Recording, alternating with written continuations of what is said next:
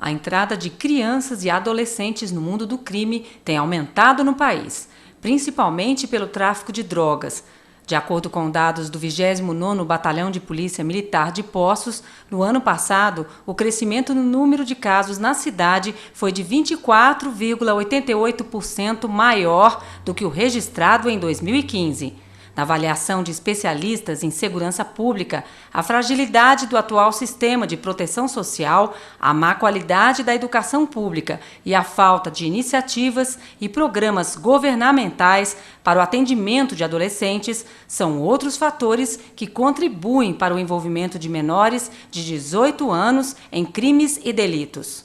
A Polícia Militar é o órgão responsável no combate direto ao crime. O aumento de operações de combate ao tráfico deixa evidente que cada vez mais adolescentes assumem a venda de drogas. Eu dou toda a razão até à Polícia Militar, que tem realizado um excelente trabalho em Poços de Caldas. Isso é visível, está estampado na mídia. E diariamente a gente tem conhecimento que a Polícia Militar faz apreensão de adolescentes, tanto os traficantes mirins, que são chamados, quanto usuários. Mas, infelizmente, eu falo isso há muitos anos em Poços de Caldas, se tornou um círculo vicioso.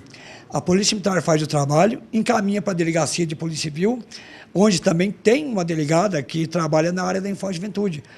Posteriormente, é elaborado um documento encaminhado ao fórum.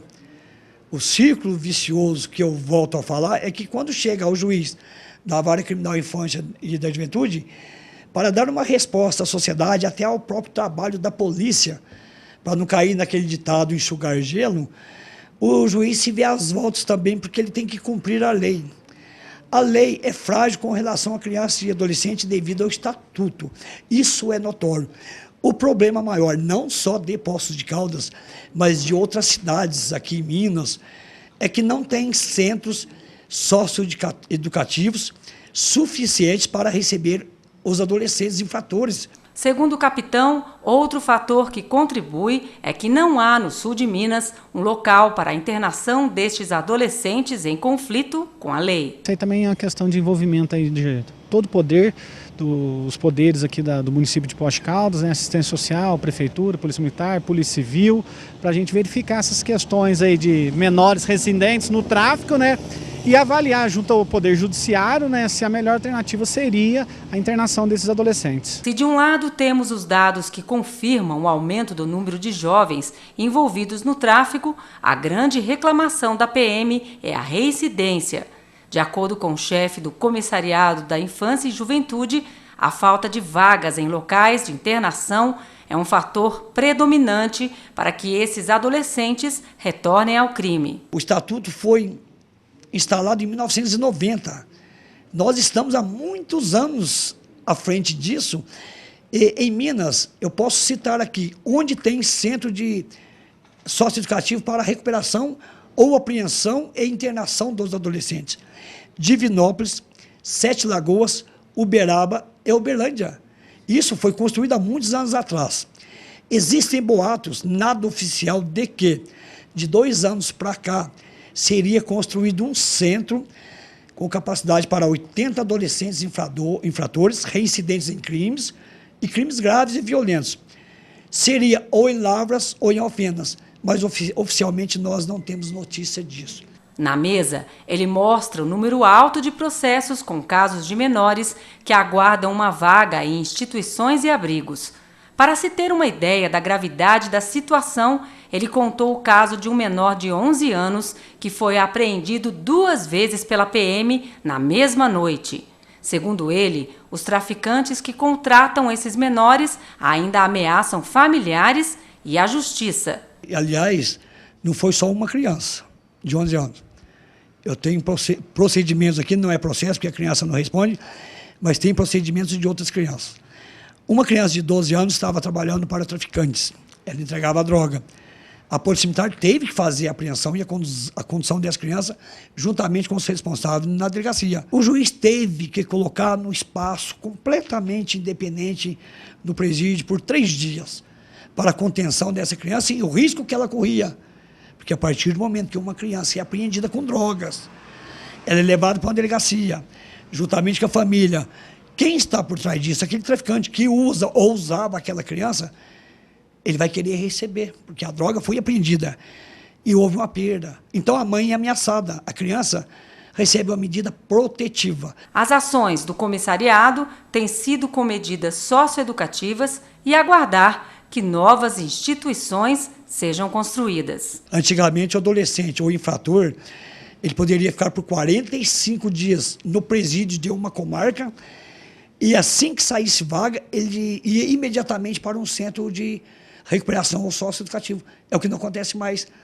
A gente tem que ser realista, trabalhar com números e não iludir a população, não iludir ninguém que isso aí vai sair medidas de uma hora para outra que vai alegrar. Não. A população percebe e a Polícia Militar tem certeza.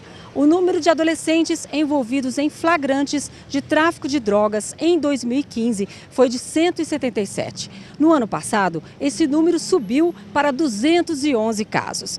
A impunidade continua sendo o mesmo problema e a justiça fica de mãos atadas. Na minha opinião, é um pouco de excesso de liberdade que os pais dão às crianças, sabe? Não existe um certo policiamento, um controle, muitas vezes, em algumas faixas etárias ou até mesmo em classes sociais. Os pais dão uma liberdade muito grande para os seus filhos, não policiam mais como era em tempos anteriores, em questão do horário que a pessoa chega em casa e coisas assim. E, de repente, o excesso de confiança dos pais, pelo fato de eles acreditarem que o filho deles não vai envolver com droga, porque, de repente, eles acreditam que eles deram educação suficiente e pensar, meu filho não vai fazer isso. E, às vezes, esse excesso de confiança acaba sendo prejudicial, porque o filho nas costas age de uma maneira e na frente age de outro jeito, e isso é um problema. Falta de punição, não adianta pai, mãe, que as pessoas falam educação, para mim não é tanto a educação assim não, porque a escola é instrução, certo? A educação é em casa, mas os pais não podem ficar o tempo todo com os filhos e ver esse negócio de menor não poder trabalhar. O poder público deveria planejar mais ações para coibir, prevenir esse tipo de situação, porque existem algumas possibilidades para resolver o problema depois que aconteceu, mas não tem muitas políticas para prevenir isso. Então o governo deveria agir mais para prevenir a situação e não para curar, entre aspas, né? Prende hoje, solta amanhã. Prende hoje, solta amanhã. E a droga não para de correr, entendeu? Então tem muitos pais aí sofrendo, né? E aquele negócio que a periferia, entendeu? Não, hoje está geral. Hoje é o rico, é o pobre, é o filhinho de papai, e aonde tem gente direita, tem no pobre e tem no rico também. Pessoas de grandes exemplos. Para mim, o que pesa mais é a falta de estrutura familiar, a falta de diálogo, de conversa, de orientação. Olha, o que é isso? O que isso leva aqui, né?